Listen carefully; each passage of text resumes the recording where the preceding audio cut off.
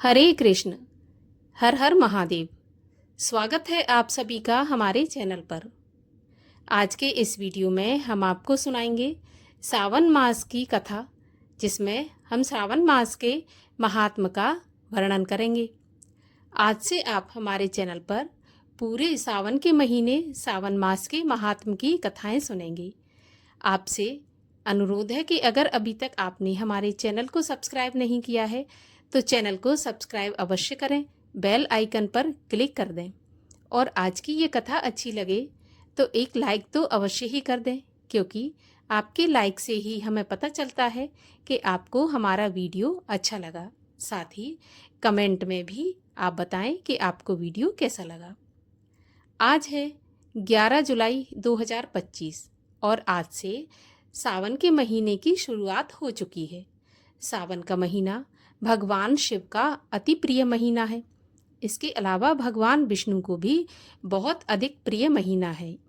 भगवान श्री हरि विष्णु 4 महीने के लिए योग निद्रा में चले जाते हैं, अर्थात पाताल लोक में राजा बलि के चौकीदारी या पहरेदारी के लिए जाते हैं।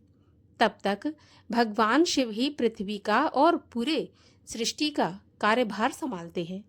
तो सावन के महीने से इसकी शुरुआत होती है, तो इसीलिए सावन के महीने में भगवान शिव का विशेष पूजन अर्चन किया जाता है, कथा सुनी जाती है।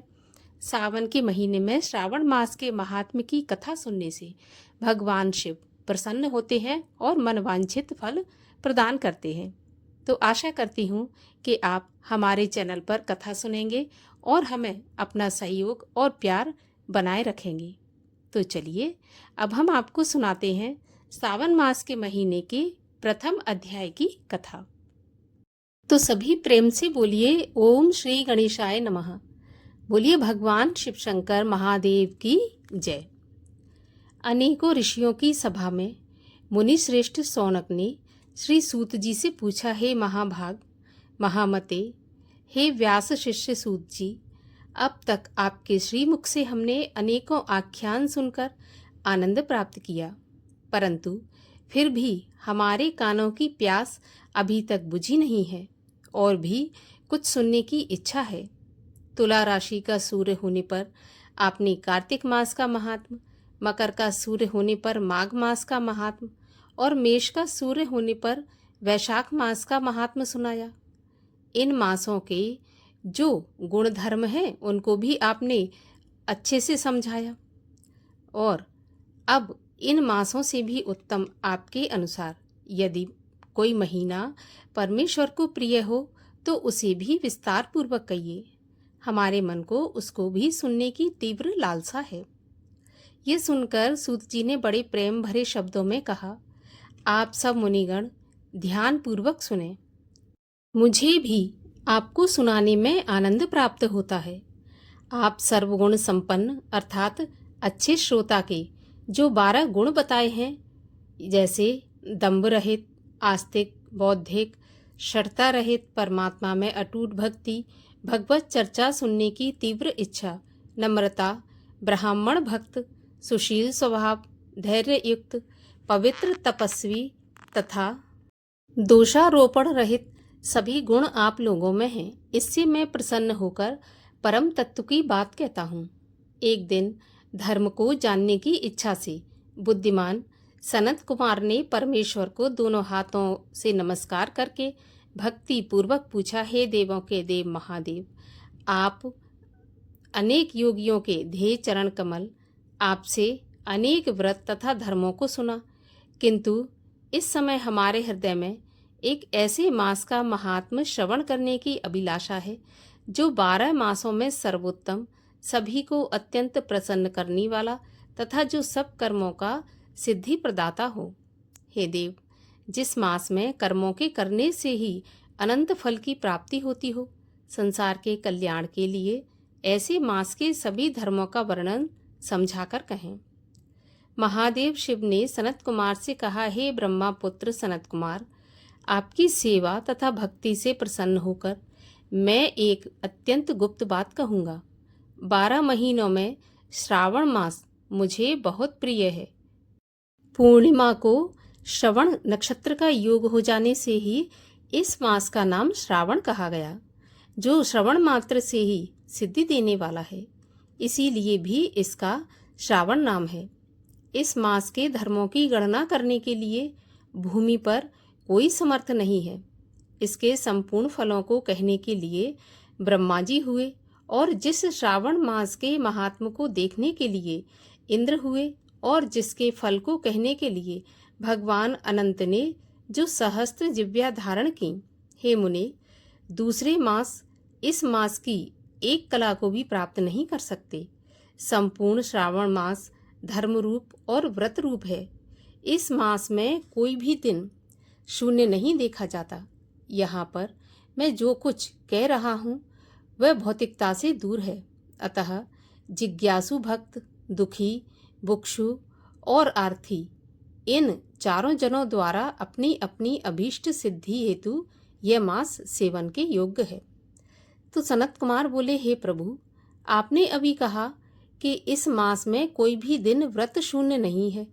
हे श्रेष्ठ, उसे आप मुझे विस्तार पूर्वक कहें कि किस तिथि में कौन सा व्रत किस वार में होता है, और उस व्रत का अधिकारी कौन है, फल तथा विधि क्या क्या है, किसने इस व्रत को किया और उद्यापन विधि क्या है, देवता तथा पूज्य कौन है, पूजन सामग्री में क्या क्या वस्तु होती है, प्रधान पूजन किसका होता है, जागरण की विधि क्या है, किस व्रत का क्या समय है।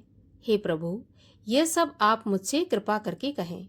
आपको श्रावण मास कैसे प्रिय हुआ, इसे पवित्र किस कारण से कहा गया, इस मास में कौन अवतार उत्तम माना गया है, और कौन सा अनुष्ठान करने योग्य समझा गया है। हे प्रभु, हे दयालु, आप यह सब प्राणियों के उद्धार हेतु मुझसे कहें। रविवार, सोमवार, मंगलवार, बुधवार, बृहस्पतिवार, शुक्रवार और शनिवार को जो व्रत आदि किए जाते हैं वे भी कृपा करके मुझसे कहें। आप सबके आदि कारण होने से आदिदेव भी कहे जाते हैं। समस्त देवता आपसे छोटे होने के कारण आप महादेव कहे गए हैं। पीपल के वृक्ष में ब्रह्मा, विष्णु तथा आप शिव तीनों का निवास है। उसमें भी आपका निवास सबसे ऊपर और सबसे ऊंचा है। आप कल्याण रूप से शिव माने जाते हैं। पाप नाशक होने से आप हर माने गए हैं। आदिदेव होने से आप श्वेत वर्ण हैं। कर्पूर वर्ण के समान और गौर वर्ण होने से आप आदिदेव हैं। पहले गणेश जी का अधिष्ठान रूप 4 दल का मूलाधार नाम का चक्र है। उसके ऊपर 6 दल का ब्रह्मा जी का अधिष्ठान नाम का दूसरा चक्र है, और उसके ऊपर 10 दल वाला भगवान विष्णु का मणिपुर नामक तीसरा चक्र है। फिर हृदय में अधिष्ठान रूप 12 दल का अनाहत नाम का चौथा चक्र है। सबके हृदय में होने वाले उस चक्र में आपकी स्थिति कही गई है। ब्रह्मा जी तथा भगवान विष्णु के ऊपर आपका निवास होने से आपको मुख्य माना गया है। केवल आपके पूजन मात्र से पंचायतन का अर्चन हो जाता है। यह सब अन्य देवताओं में नहीं है। स्वयं आप शिव हैं। आपके वाम अंग में पार्वती का निवास है, गणपति का दक्षिण भाग में, सूर्य का नेत्र में और भगवान हरि का आपके हृदय में निवास है। अन्न को ब्रह्ममय कहा गया है। भगवान हरि जल रूप कहे जाते हैं। हे ईशान, जब आप उस अन्न और जल का भोग करने वाले हैं तो आपकी प्रवीणता में किसी को भी संदेह नहीं हो सकता। आपका शमशान और पर्वत में निवास सभी प्राणियों को विरक्ति की शिक्षा प्रदान करता है। आपका बोधक मंत्र है उत्ताम्र तत्व शेषान। संसार को विनाश करने वाला हलाहल विष अपने कंठ में आपने ही ग्रहण किया था। महाप्रलय के लिए काल अग्नि को अपने मस्तक में धारण करने में आप ही समर्थ हैं। विश्व स्वरूप कामांध कुएं में गिरने के कारण कामदेव का वध आपने ही किया था। आप ऐसे महान महत्वशाली हैं कि आपके यश का वर्णन करना आसान नहीं है। मैं आपकी स्तुति के लिए यदि करोड़ों बार जन्म लेकर भी आपकी स्तुति का वर्णन करना चाहूँ तो भी मैं समर्थ नहीं हो सकता। अतः हे दयामय, मेरे प्रश्नों का उत्तर देने की कृपा करें। तो ये थी श्रावण मास के महात्म्य के पहले अध्याय की कथा। आपको कथा कैसी लगी कमेंट बॉक्स में मुझे अवश्य बताइए और आगे के सभी अध्याय सुनने के लिए चैनल को सब्सक्राइब अवश्य कर लीजिए।